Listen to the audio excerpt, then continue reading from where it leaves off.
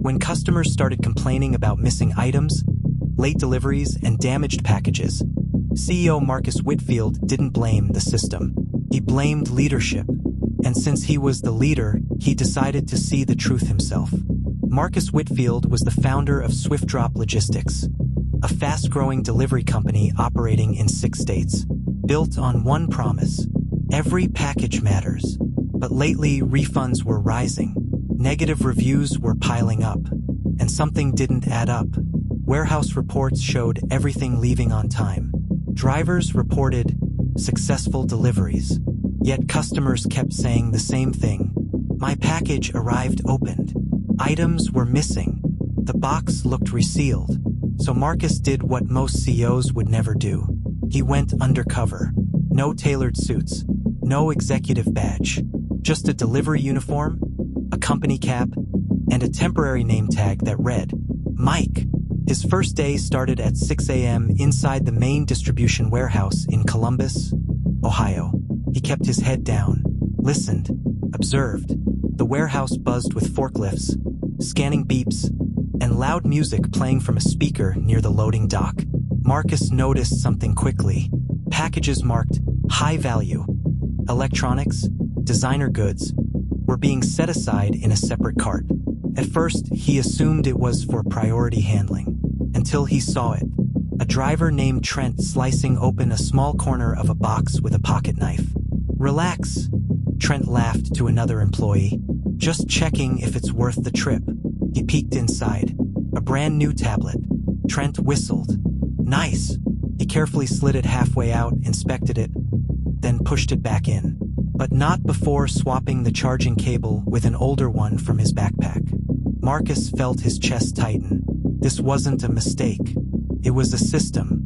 Later that morning, Marcus loaded his truck beside Trent. You knew? Trent asked casually. Yeah, Marcus replied. First day. Trent smirked. Stick with me. I'll show you how to make this job worth it. Marcus said nothing. On their route, Marcus watched closely.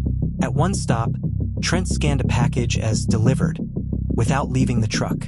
You're not taking it to the door? Marcus asked. Trent shrugged. Customer always reports late anyway. I'll swing back later. But he didn't swing back. Instead, at a gas station break, Trent opened the package in the back of the truck. Wireless gaming headset. He removed it, replaced it with an older used one, resealed the box sloppily. Corporate eats the refund, Trent said. Big companies don't feel it. Marcus stared at him. But customers do, he replied quietly. Trent laughed.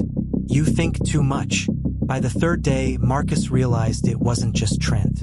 2 warehouse loaders were marking certain packages as damaged in transit, then taking them home. A supervisor named Rick approved suspicious write-offs without inspection. There was a pattern, and it went deeper than one bad employee. On Friday morning, Marcus requested a team meeting. Rick rolled his eyes. New guy wants to talk?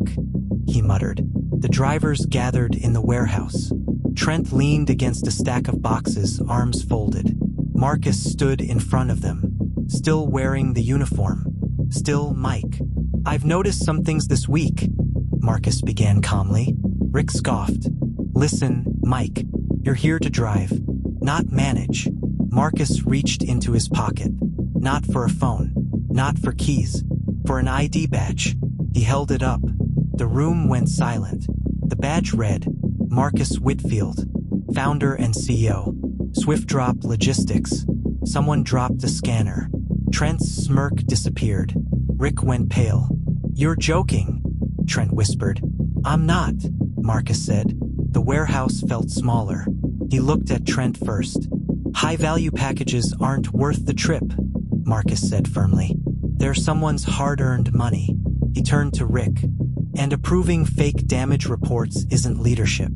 It's theft. Rick tried to speak. Marcus cut him off. I reviewed security footage from the last 90 days. That part wasn't true, not yet. But the fear on their faces told him everything. You stole from customers, Marcus continued, and you thought the company wouldn't notice. He stepped closer. Let me make something clear. We are not too big to feel it. Every refund costs us. Every stolen item damages trust. And trust is the only reason we exist. Silence. Then Marcus did something unexpected.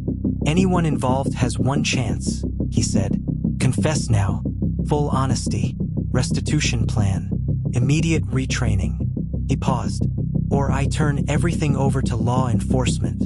Within seconds, one warehouse loader stepped forward. Then another. Trent hesitated. Rick said nothing. Marcus nodded slowly. Honesty now saves your future, he said. Rick crossed his arms. You can't prove anything. Marcus met his eyes. I don't need to, he replied calmly. The footage will. Rick was terminated that afternoon.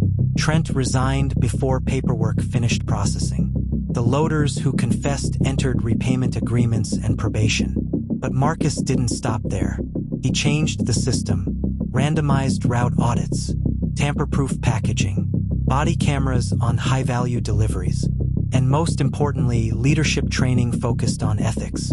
2 months later, refund claims dropped by 78%. Customer reviews improved. But the biggest change? The culture. On his final undercover shift, Marcus delivered a package to a single mother waiting anxiously at her door. It's all here, she asked nervously. Marcus smiled. Yes, ma'am. Everything. She exhaled in relief. Thank you. I saved for months for this. Marcus nodded quietly. That's what the warehouse had forgotten. Behind every box is a person. And sometimes the biggest theft isn't the item inside. It's the trust you steal when you think no one is watching. But someone always is.